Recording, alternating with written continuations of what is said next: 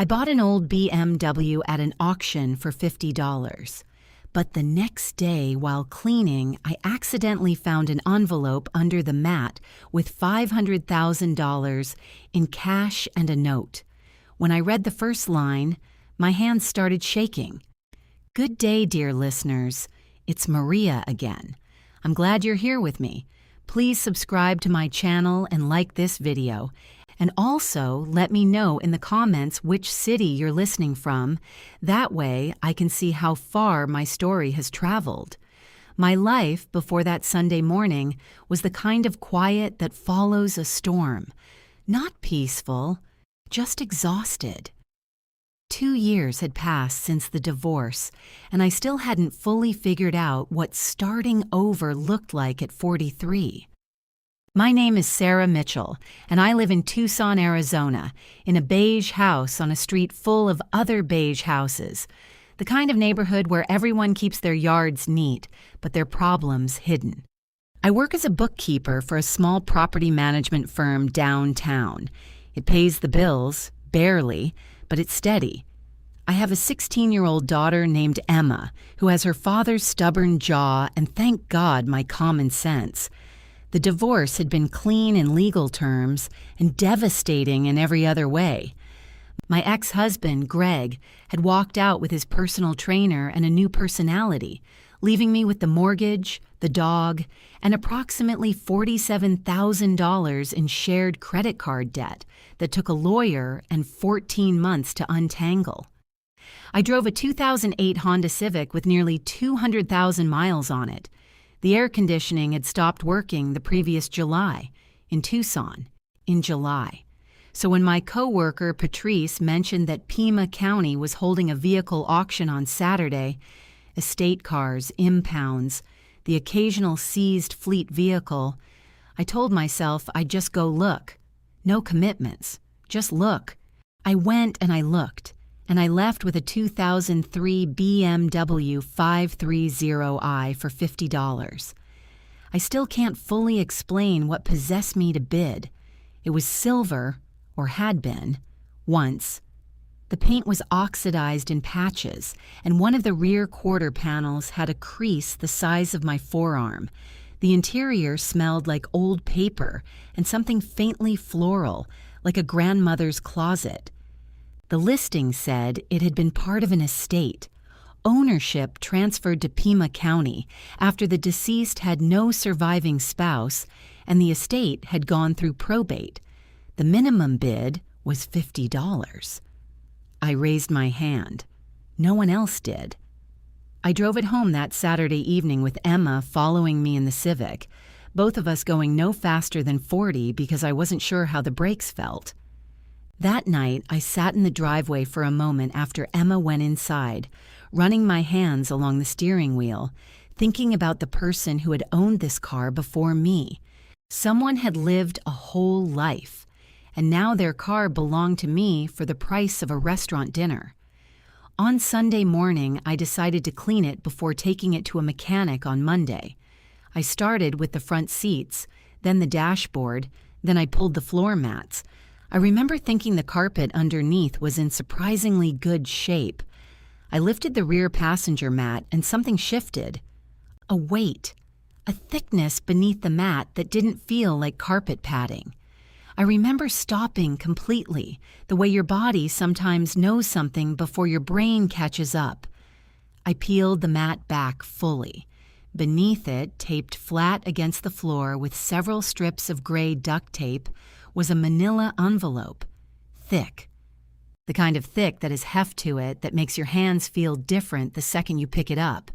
My hands, and I need to be precise about this, my hands did not shake right away. That came after I opened it.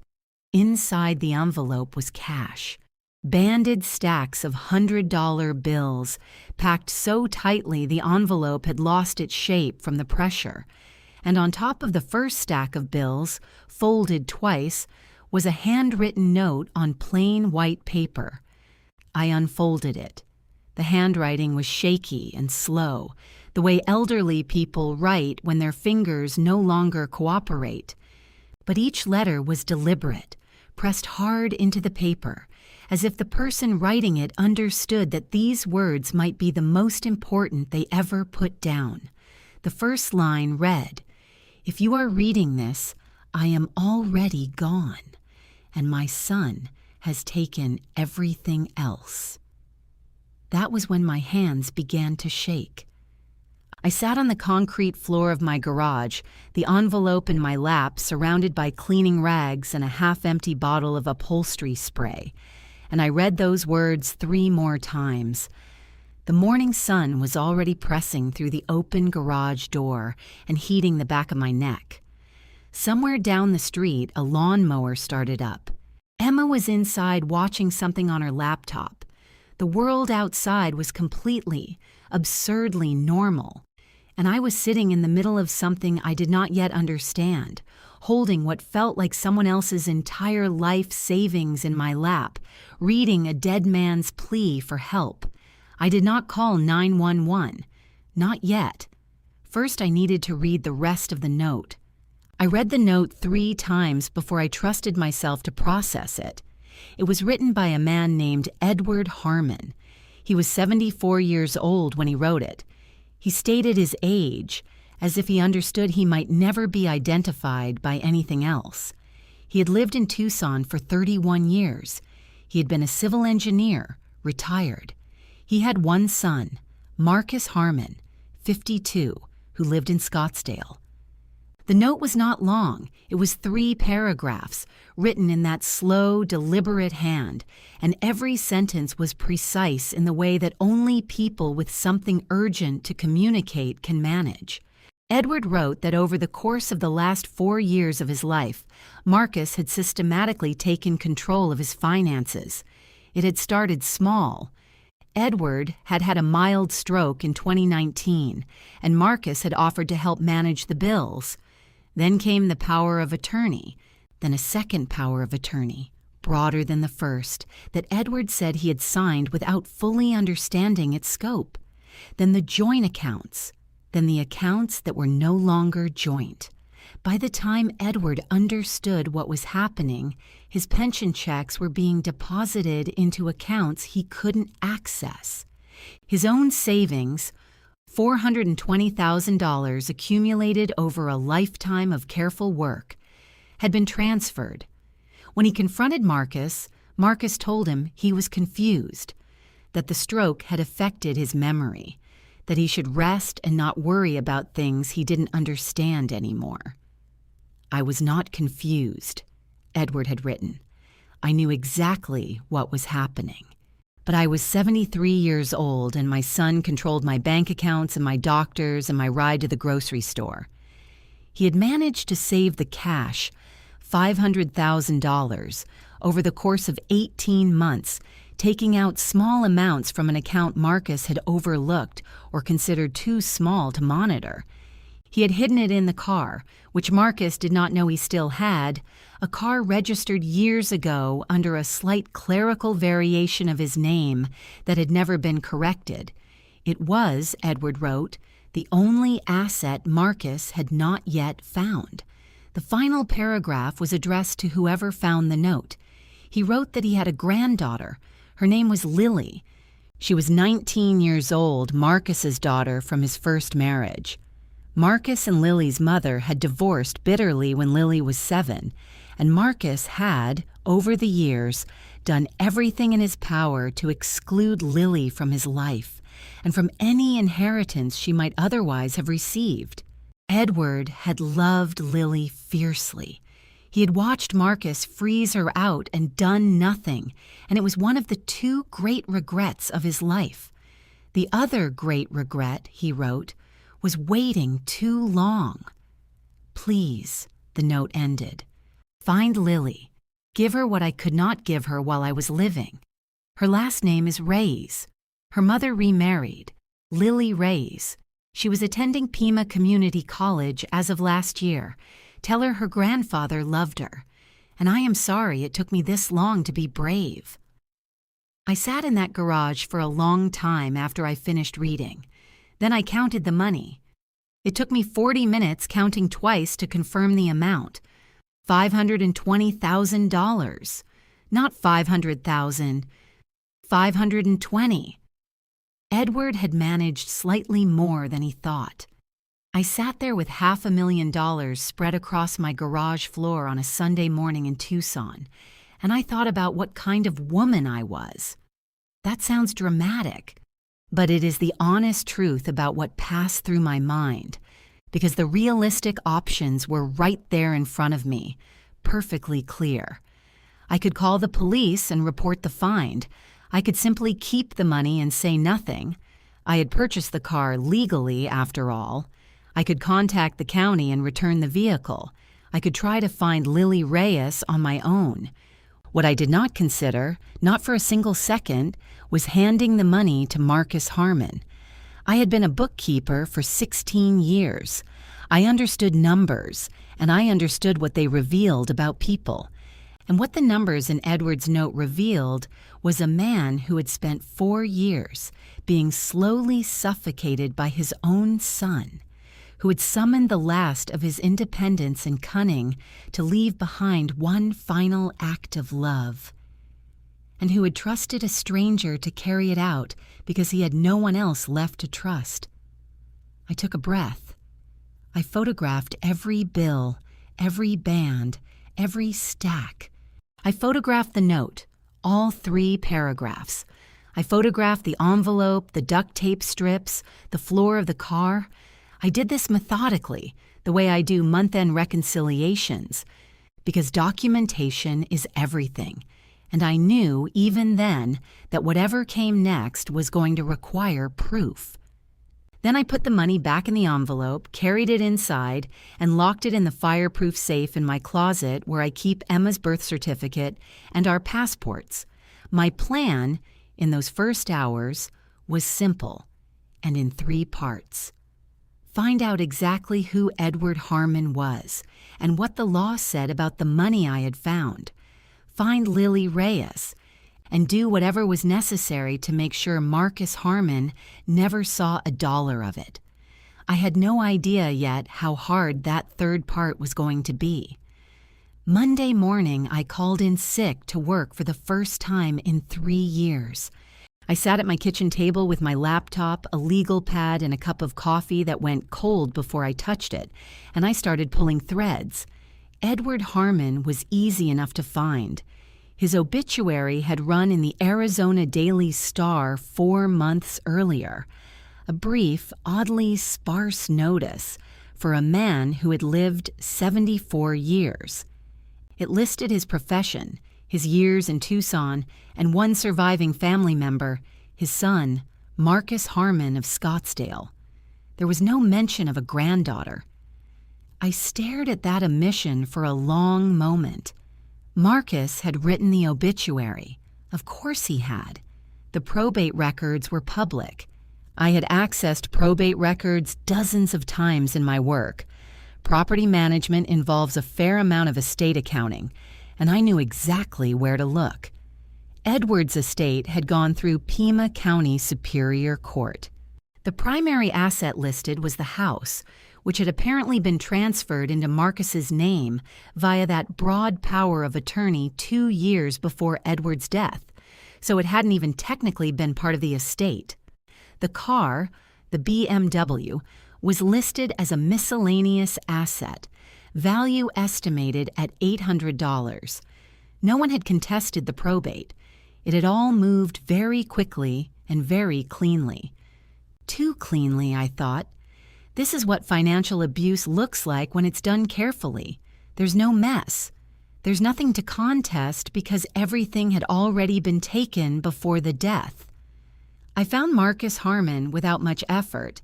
He was on LinkedIn, Senior Vice President of Commercial Development at a Phoenix area real estate firm. Professional headshot, confident smile, the kind of bio that uses the words visionary and community-focused in the same sentence. He had a wife named Diana, and they appeared, based on their public social media, to live very well in Scottsdale. New construction home, 2 SUVs, frequent travel. Finding Lily Reyes took most of Tuesday.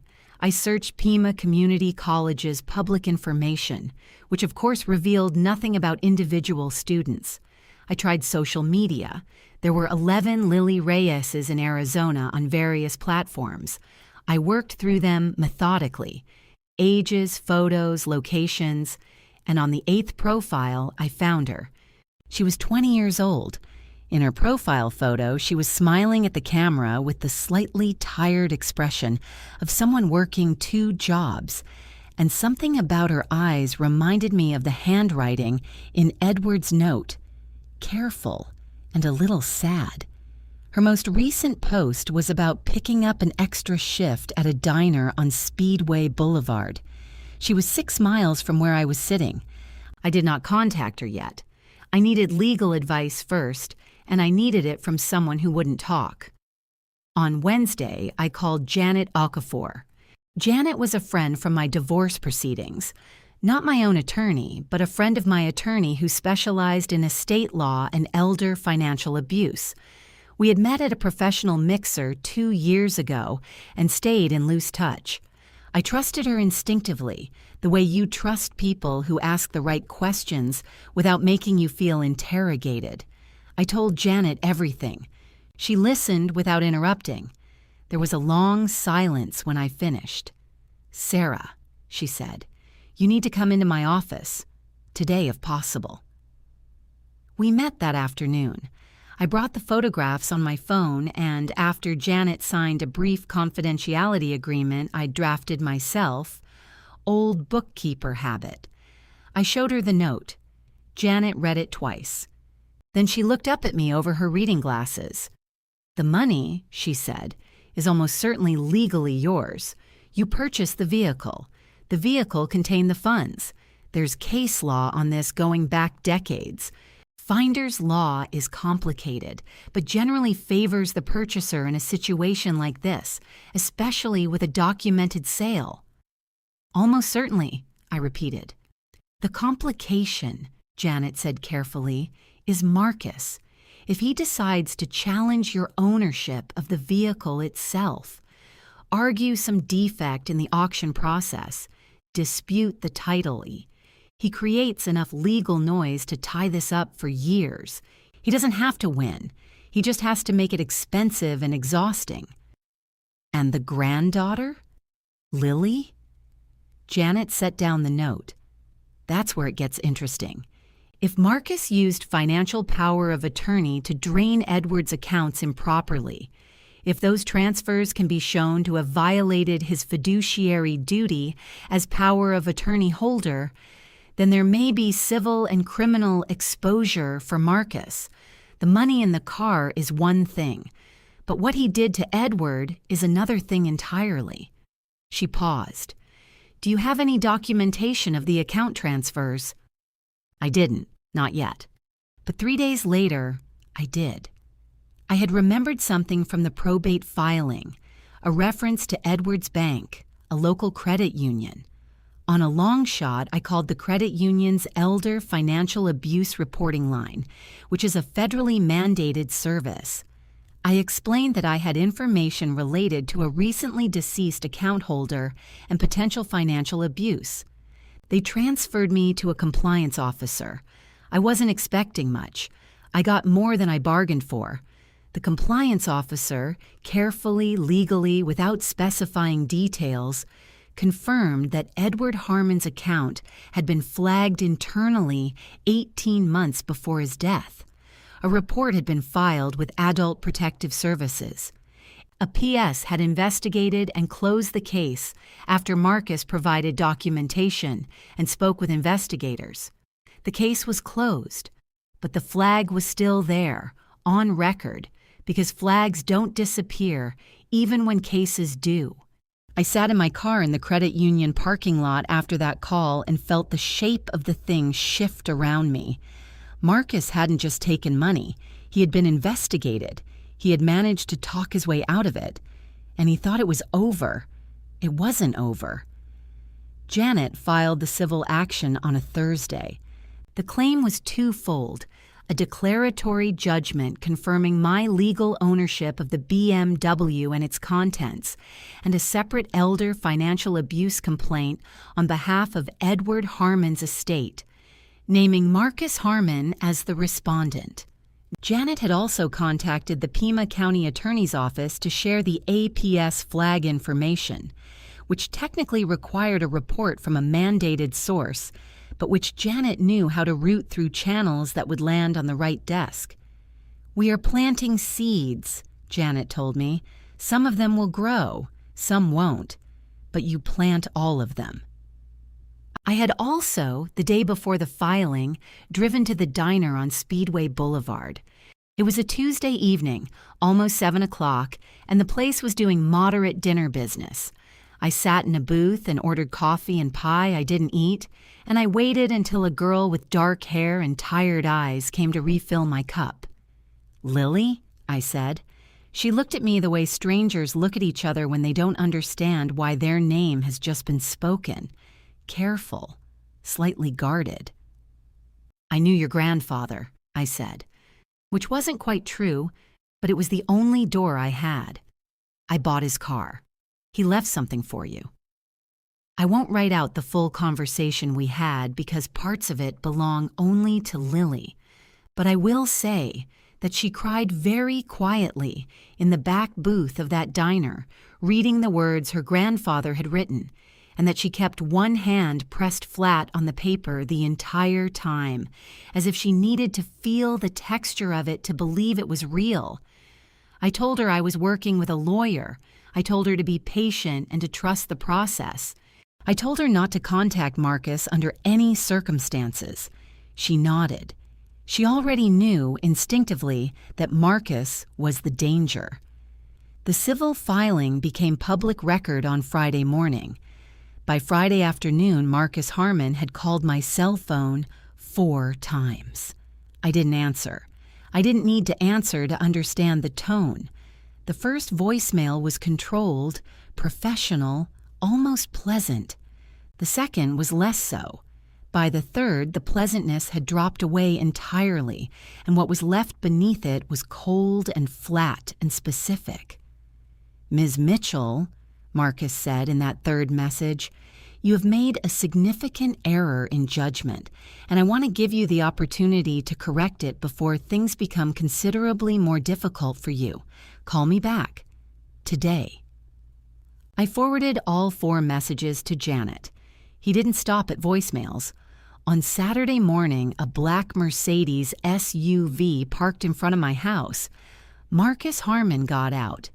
He was tall, broad-shouldered, wearing a pressed button-down shirt despite the heat, and he walked up my front path with the particular confidence of a man who was accustomed to having his presence, alone, settle arguments.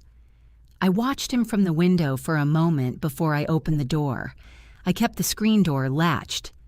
"You've filed a frivolous lawsuit," he said without introduction. "You've made false claims against my family, and you're in possession of money that does not belong to you, money that was stolen from my father by parties unknown and hidden in that vehicle. I am prepared to be reasonable about this, but my patience has a limit." "Stolen," I repeated. "That's correct." "By whom?" He blinked. It was a small thing, barely a pause, but I saw it. He hadn't expected the question. He had expected me to be afraid. "That's being investigated," he said. "Your father left a note," I said, "explaining everything." The blink again. Faster this time. "My father had significant cognitive decline in his final years," Marcus said. "Anything he wrote was documented by 2 physicians and assessed as legally competent as recently as 10 months before his death," I said. Janet had pulled Edward's medical records, which were part of the APS investigation file. "Your attorney will find that out quickly." Marcus looked at me for a long moment. His jaw was very tight. "You're making a serious mistake," he said. "Maybe," I said, "but I'm making it with a very good lawyer." He left. The Mercedes pulled away from the curb slowly, which was somehow more unnerving than if he had sped off. That evening, I found that someone had filed a complaint against my employer with the Arizona Board of Accountancy, anonymous, alleging professional misconduct. My boss called me, confused and apologetic. The complaint was vague and entirely baseless, but it was filed. I sat at my kitchen table that night and let myself feel the full weight of what I had stepped into. This was not a man who was going to simply accept defeat. This was a man who had spent 4 years systematically dismantling his own father's life, and he had done it without leaving clean fingerprints. He was methodical. He was patient. And now he was angry. I was afraid. I won't pretend I wasn't. But I was also something else, something harder and quieter that had been growing in me since that Sunday morning in the garage. I thought about Edward Harmon writing that note in slow, careful letters, hiding it under a floor mat, hoping against hope that someone would find it and choose to care. Someone had, and I wasn't done. I took the next 4 days off work. My boss, to his credit, told me to take as long as I needed and made clear the complaint held no weight. I drove Emma to her weekend soccer practice and sat in the bleachers in the sun and watched her run and didn't think about Marcus Harmon for 90 full minutes. I needed those 90 minutes more than I knew. 8 days after Marcus appeared on my porch, a letter arrived by certified mail. It was from a law firm in Phoenix, Callaway, Brennan and Associates, 12 attorneys, corner office suite, and it was addressed to me personally. The letter was 4 pages long, dense with legal citations, and its essential message was this: Marcus Harmon was prepared to offer me a settlement of $40,000 in exchange for the withdrawal of all claims, the return of the vehicle contents, and a signed non-disclosure agreement. $40,000. I read the letter at my kitchen table, Emma at school, the house quiet. I read it twice and then set it down and made fresh coffee and stood at the kitchen window watching the neighbor's cat walk along the block wall. And I thought about $40,000. $40,000 was real money to me. It was almost a year's salary. It would cover Emma's first 2 years of college. It would pay down what remained of the mortgage debt I was still chipping at. It was the kind of number designed specifically for someone in my position, large enough to be genuinely tempting, but small enough that Marcus could absorb it without feeling it. He had studied me before making this offer. He knew what I earned. He knew what the divorce had cost me. He had found the number most likely to make me fold. I thought about that for a while. Then I thought about Edward writing in that slow, deliberate hand. I was not confused. I knew exactly what was happening. I thought about Lily in that diner booth, one hand pressed flat on the page. I sent the letter to Janet. Her response came within the hour. "This is a positive sign. He's worried. Don't touch it." I wrote back, "I know." What I hadn't expected was how isolating the whole thing felt. I had been carrying this for almost 3 weeks now, and outside of Janet and Lily, no one in my life knew what was happening. Not fully. I had been vague with my boss. I had said nothing to Emma beyond that I was dealing with a legal thing. I had deflected Patrice's questions at work with practiced casualness. The secrecy had felt like protection, but it had also begun to feel like a kind of pressure, the way holding your breath feels manageable and then suddenly doesn't. On a Friday evening, I called my friend Teresa Odom. Teresa and I had been friends since our daughters were in elementary school together. She was a nurse practitioner, practical and unsentimental, and constitutionally incapable of gossip, the ideal confidant. She came over that Friday with a bottle of wine and sat across my kitchen table and listened to the whole story without interrupting once, which is one of Teresa's gifts. When I finished, she was quiet for a moment. "You're doing the right thing," she said. "I know I'm doing the right thing," I said. "That's not the part that's hard." "The hard part," Teresa said, "is doing the right thing when the wrong thing is being dangled in front of you and nobody is watching." We looked at each other across the table. "I turned down $40,000 today," I said. "I know," she said. "I know you did." She refilled my glass. "What do you need from me?" I told her, "Just this. Someone who knew. Someone I didn't have to perform strength for, who would let me sit in the kitchen on a Friday night and admit that I was scared and exhausted and that I missed the version of my life where the most complicated thing was month-end close." She stayed until 11. We didn't talk about Marcus again after that first hour. We talked about Emma and Teresa's youngest son and a television show we were both behind on. Normal things. The world outside continuing to be normal, which is its own strange comfort. I declined the settlement offer by email the following Monday morning. Marcus did not respond immediately. He was watching. I could feel it. The particular quality of silence that isn't absence, but attention. He was recalibrating, figuring out that $40,000 wasn't going to work and thinking about what came next. But Janet was also working. She had filed a subpoena for Edwards Bank records through the civil discovery process.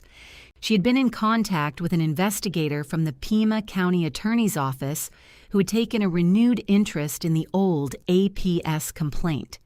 And she had located, through the probate records, a witness, Edward's next-door neighbor of 11 years, a retired schoolteacher named Dolores Vasquez, who had visited Edward regularly in his final years and who, Janet told me, had a great deal to say about the changes she had observed in his circumstances.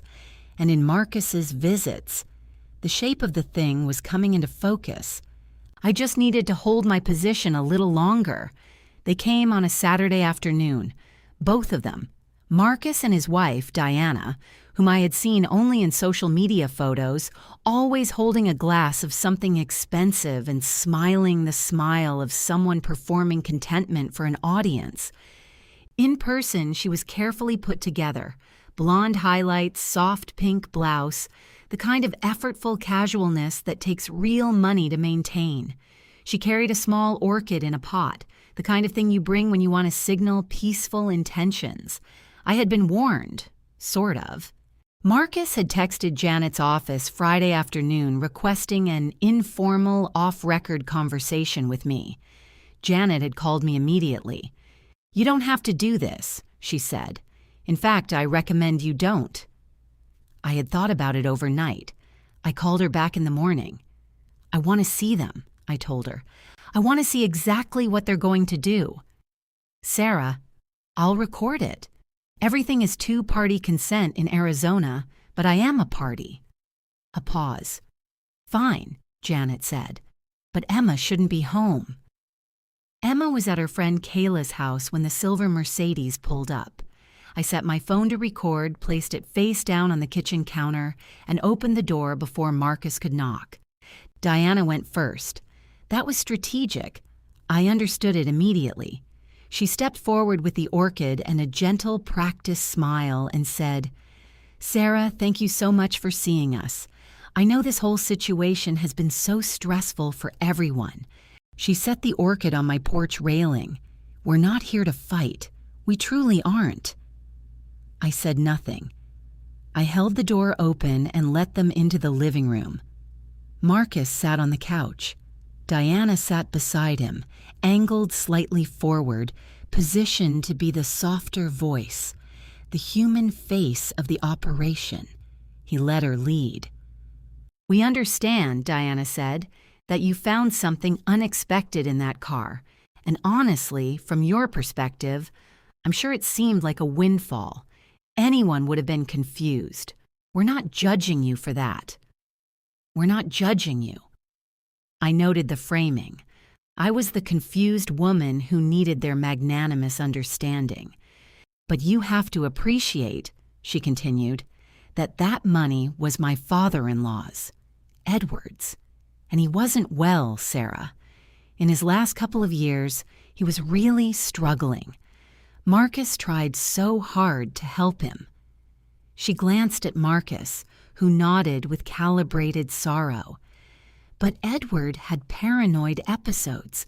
He said things, wrote things that didn't reflect reality. His doctors will tell you.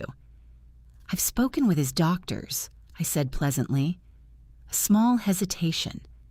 Diana recovered quickly. Then you know how fragile he was. Whatever note you found, whatever he wrote, it came from a confused mind. Marcus isn't angry about it. He has nothing but compassion for what his father was going through. Marcus spoke for the first time. I loved my father, he said, his voice deliberately quiet and steady. Whatever you think you know about our family, you don't know the reality of what I dealt with for years. The calls at 2 a.m, the hospitalizations, managing his finances because he couldn't. I didn't do any of it for money. I did it because I was his son. He was good.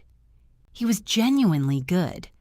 If I hadn't read Edward's note, if I hadn't seen the APS flag, the bank records, the obituary with Lily's name erased from it, I might have felt a flicker of doubt. I didn't feel a flicker. Marcus, I said, the power of attorney you obtained in 2020E, the broad form, not the limited one, was signed while your father was under observation for cognitive capacity. The credit union flagged the transfers. Adult Protective Services opened an investigation. Silence. The investigation was closed, Marcus said. Cases get closed, I said.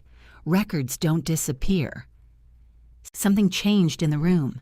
The careful warmth, the performance of concern. It didn't collapse all at once. It drained, slowly, like water receding, and what was left underneath was harder and sharper. Diana set down the cup of coffee I had poured for them. She'd barely touched it and looked at her husband. A single look, quick, the kind that carries a full conversation. Marcus leaned forward. The gentle son posture was gone. You are not equipped, he said quietly, for what this becomes if you continue. Is that a threat? I asked. It's a fact, he said. I have resources you can't match. I have attorneys you can't match. I have patience you cannot imagine. And when this is over and you've spent every dollar you have on legal fees and lost anyway, you'll still be living in this house, driving whatever you drive, working your job, and I will be completely fine. Think about that. He stood. Diana stood beside him, the orchid left forgotten on the porch railing. Think about your daughter, Marcus said at the door. He didn't elaborate. He didn't need to. The implication was perfectly clear and perfectly deliberate. I closed the door behind them and stood in my own living room for a long moment. My heartbeat was elevated and my mouth was dry, and I recognized these as the physical symptoms of fear, which I had been managing and would continue to manage. But underneath the fear was something I hadn't expected: clarity. He had threatened Emma. A man who had spent 4 years erasing his own father had stood in my living room and invoked my daughter's name. I picked up my phone and stopped the recording. Then I called Janet. I have 47 minutes of audio, I said, including him threatening to harm my financial interests and making an implied threat referencing my daughter. Janet was quiet for exactly 2 seconds. Send it to me right now, she said. The hearing was scheduled for a Tuesday in March on the 4th floor of the Pima County Superior Courthouse. in a courtroom that smelled like institutional carpet and old paper, and had fluorescent lighting that made everyone look slightly unwell. Janet had spent the previous 6 weeks building, and what she had built was formidable. The civil discovery process had produced Edward's bank records, all of them, subpoenaed through the estate proceedings. The records showed 11 significant wire transfers over a 22-month period, totaling $417,000, moved from Edward's accounts to a family LLC that Marcus had established without Edward's knowledge or meaningful consent. The LLC's operating documents listed Marcus as the sole managing member. Edward appeared nowhere in them, despite being listed as a co-signatory on the initial power of attorney. Callaway, Brennan, and Associates had filed 3 separate motions to suppress or limit the evidence. Janet had beaten back all 3. Dolores Vasquez, Edward's neighbor, had given a deposition. She was 81 years old and a former high school English teacher, and she spoke with the precise diction of someone who has spent decades ensuring young people understand exactly what words mean. She described watching Edward change over his final 3 years, becoming quieter, more hesitant, asking her once if she thought he was going crazy because his son kept telling him he was. She described a specific afternoon in the fall before his death when she had seen Marcus in Edward's driveway, speaking to his father in a lowered voice, and Edward standing with his arms at his sides with the particular stillness of a man who has already given up arguing. He looked, Dolores said in her deposition, like someone who had been defeated. I sat in the gallery that Tuesday morning and watched Marcus Harmon enter the courtroom. He was, as always, impeccably dressed. He had 2 attorneys from Callaway, Brennan sitting flanked beside him. Senior partners, expensive suits. He carried himself with the measured confidence of a man who had spent months preparing and who still believed, despite everything, that this was manageable. That I was manageable. Diana was not present. The hearing began with Janet presenting the financial evidence, the wire transfers, the LLC documentation, the timeline of the power of attorney's expansion. Marcus's lead attorney, a man named Brennan himself, objected where he could and questioned competency where he couldn't. But Janet had anticipated every vector of attack and answered each one with documentation. Then the audio recording was submitted. Marcus had not known it existed. I watched him understand that it existed in real time. Watch the sequence of awareness move across his face. First a slight narrowing of the eyes when Janet announced it. Then absolute stillness. The kind of stillness that isn't calm. His attorney leaned toward him, and Marcus said something behind his hand, and his attorney's expression shifted in a way that told me Brennan hadn't known about the recording either. The judge, a compact, unsentimental woman named the Honorable Patricia Ruiz, listened to the 47 minutes in its entirety. The courtroom was very quiet. When Marcus's voice came through the speakers saying, "Think about your daughter," several people in the gallery stirred. Brennan asked for a recess. It was granted. During the recess, I stood in the corridor with Janet and said nothing because there was nothing to say that wasn't already on the table. When the hearing resumed, Marcus's attorneys made a revised argument that Marcus's statement had been taken out of context, that he had been speaking emotionally after prolonged stress, that none of it constituted a legal threat. Janet responded by pointing to 3 other elements of the audio: the specific references to financial attrition, the characterization of the APS investigation as a personal victory, and one moment near the beginning of the recording when Diana had said, "You've already shown you can make problems go away." And Marcus had responded with a single quiet affirmative. Marcus had been instructed by his attorneys not to speak during the hearing. He couldn't help himself. At the 40-minute mark, when Janet was cross-examining him on the LLC transfers, he leaned forward and interrupted her before his attorney could stop him. "My father," he said, his voice shaking for the first time, not with grief but with something tighter and hotter, "was not competent to manage his affairs.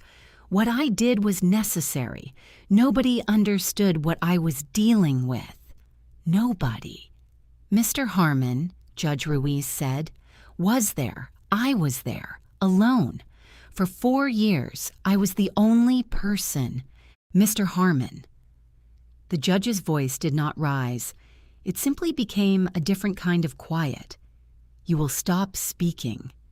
He stopped. His attorney put a hand on his arm. The room was very still.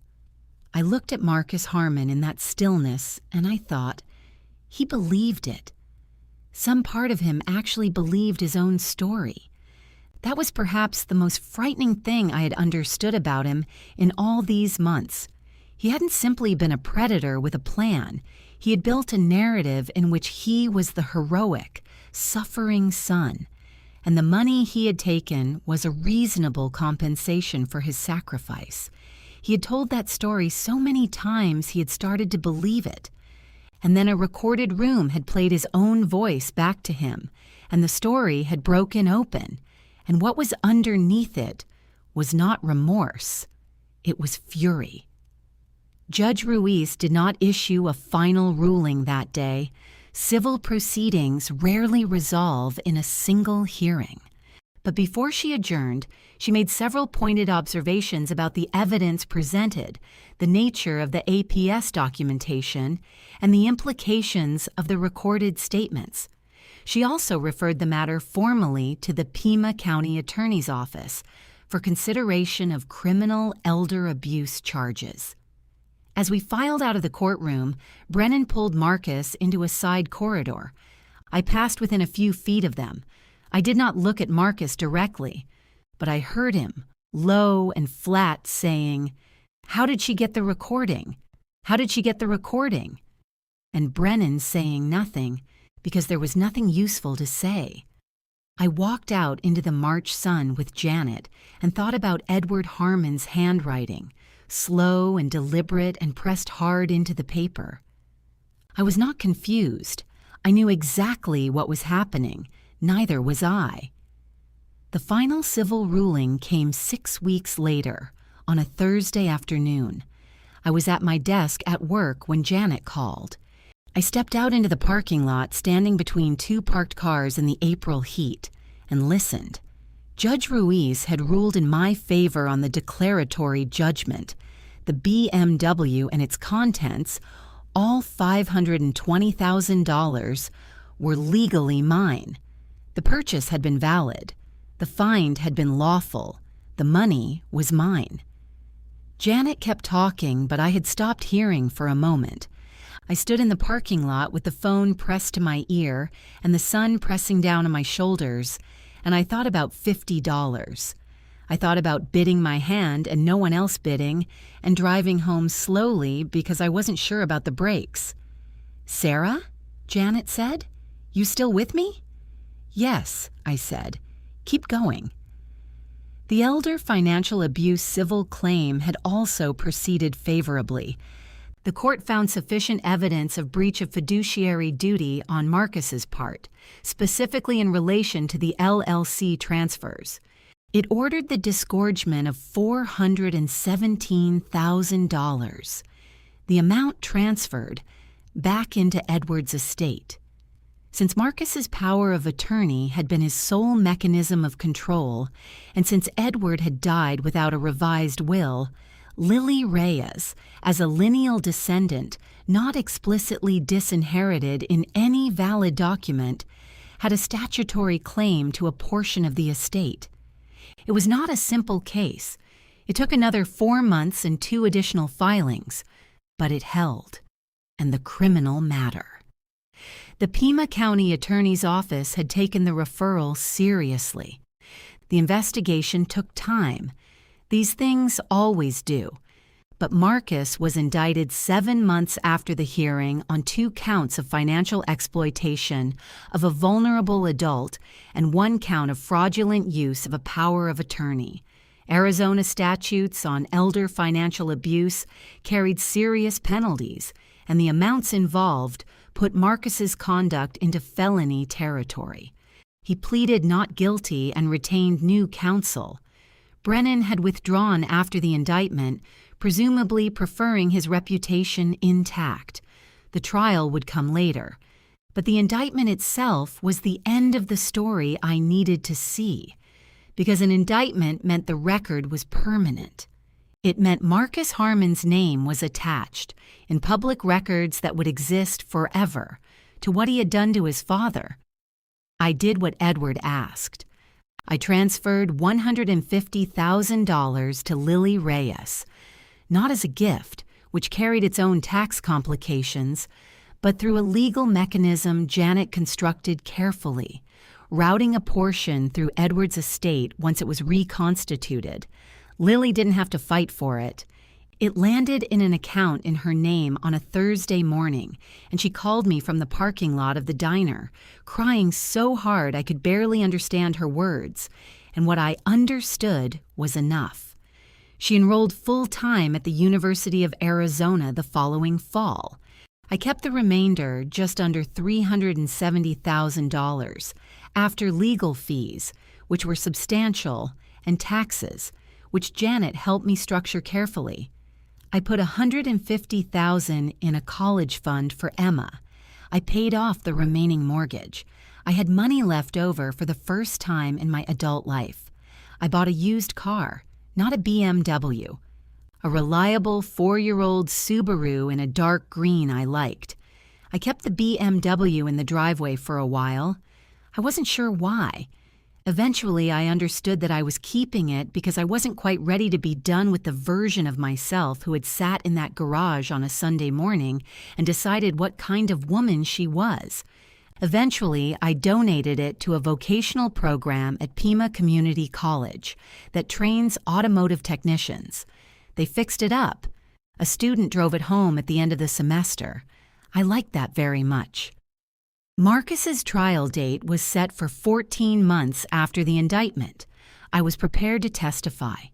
In the end, faced with the bank records and the audio and Dolores Vasquez and 2 physicians who had reviewed Edward's cognitive assessments, he accepted a plea agreement. 18 months in a minimum security facility plus 5 years of supervised probation and full restitution.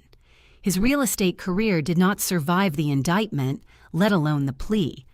The firm he worked for had quietly terminated his employment within 48 hours of the charges being made public. The house in Scottsdale, purchased, it turned out, partly with funds from the LLCE, was subject to civil forfeiture proceedings. Diana had retained her own attorney. The marriage, by all accounts, did not survive the legal proceedings. I don't know what Marcus Harmon thought about in his quieter moments, whether the story he had told himself finally collapsed completely, or whether he had found new ways to cast himself as the victim of circumstances beyond his control. Some people can rebuild any narrative around themselves, no matter what the record shows. That was no longer my problem. A year and a half after the morning I found that envelope, I was sitting on the back porch of a house I fully owned in the Rincon Heights neighborhood of Tucson, drinking coffee in the early morning before the heat set in, watching a roadrunner pick its way along the wall at the edge of my yard. Emma was asleep upstairs. She was applying to colleges, 3 in Arizona, 2 out of state, and had recently informed me with great confidence that she intended to study environmental law, which she had apparently decided sometime around the beginning of her junior year. I had no memory of that decision being discussed, but I had learned that 16-year-olds often make important life decisions and inform their parents retroactively. I had a savings account with a balance I still occasionally checked just to confirm it was real. I had taken Emma to Chicago over spring break, our first real vacation in 4 years, and we had stood on the river walk in the cold March wind eating deep dish pizza and laughing at nothing in particular, and I had felt for the first time in longer than I could precisely identify, genuinely light. My work had changed too. I had quietly built a small side practice, consultation work for elder financial abuse cases, reviewing financial records for attorneys and social workers. Janet had sent me my first 3 referrals. I was good at it. Better, perhaps, than at anything I had done before, because I brought something more than technical skill. I knew what the records looked like. I knew what they meant about the human beings behind them. Lily was in her 2nd year at the University of Arizona studying nursing. We had lunch every few weeks, a habit that had formed without either of us quite deciding to form it. She was sharp and funny and had opinions about things, strong ones delivered with the directness of someone who has had to learn to take up space. Sometimes she talked about her grandfather. She had a photograph of him, an old one from before his health declined, a man standing in a desert garden squinting into the sun and smiling, that she kept on her desk. She was exactly the kind of person Edward Harmon had believed she was. As for Marcus and Diana, I followed the publicly available record, not out of satisfaction, but because it seemed important to know how the story had actually ended. Marcus had entered the minimum security facility in late autumn. Additional federal proceedings followed, stemming from the LLC transfers, and they were not resolved quickly or cleanly. Diana had moved back to her hometown in Ohio after the Scottsdale house was sold. Her social media, which I had stopped monitoring and then, once checked, had gone quiet. The carefully curated posts about travel and wine and domestic contentment had simply stopped. There was no satisfaction in that, not exactly, but there was the recognition that a life built on another person's losses has no real foundation, and structures like that don't hold. Teresa came over for dinner one evening that fall, and we sat on the back porch after Emma had gone upstairs, the desert cooling quickly the way it does after October sets in, the stars coming out hard and bright. "Are you happy?" Teresa asked. Not in the checking-in way, in the genuine way that old friends have of cutting straight to it. I thought about it for a moment. "I think I'm something better than happy," I said. "I think I'm settled, in myself." She considered it. "Yeah," she said. "Actually, it does." The roadrunner on my back wall lifted its head, regarded me with one bright sideways eye, and moved on without ceremony. Edward Harmon had trusted a stranger with the last thing he had to give. I had been that stranger, and I had been, in the end, worthy of it. Not because I was exceptional, but because I had read his words and chosen not to look away from what they meant.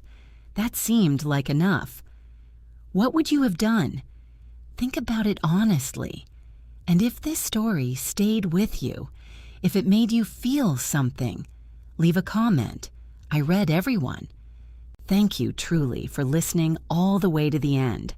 Some stories need to be told. This was one of them.